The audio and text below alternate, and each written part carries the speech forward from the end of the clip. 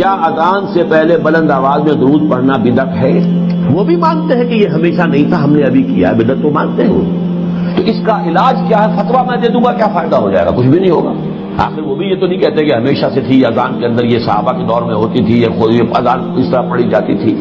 اگر مجھے اندیشہ ہے کہ میرے اوپر فتوے لگنے شروع ہو جائیں گے۔ ہمارے ہاں فرقوں کی حیثیت کیا ہے؟ یہ مولویوں کی ٹریڈ یونینیں ہیں، جیسے پیشے ہوتے ہیں، اس لیے کہ ہم نے دین کو پیشہ بنا لیا۔ اسلام میں دین کا کوئی پیشہ نہیں۔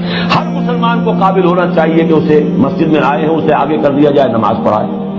ہر مسلمان کو اس قابل ہونا چاہیے اپنی بچی کا خود نکاح پڑھائے۔ ہر مسلمان کو اس قابل ہونا چاہیے اپنے باپ کا جنازہ خود پڑھے۔ لیکن ہم نے تو چونکہ یہ کرنا ہی نہیں، لہذا ہم نے مولوی پال رکھے ہیں اور ان کو ہم نے پیشہ بنا دیا۔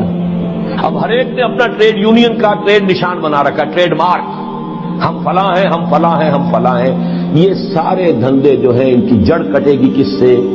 عربی